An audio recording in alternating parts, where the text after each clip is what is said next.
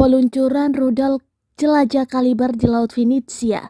Kementerian Pertahanan Rusia merilis rekaman di Telegram Jumat 15 Juli 2022 yang menunjukkan rudal kaliber Rusia diluncurkan. Satu persatu rudal terbang ke langit mencapai titik serangan. Akibatnya terjadi penahanan dalam memasuk senjata asing yang dihancurkan di rumah perwira garnison di Finisia, di mana transfer batch pesawat dan senjata berikutnya berada di rumah perwira tersebut.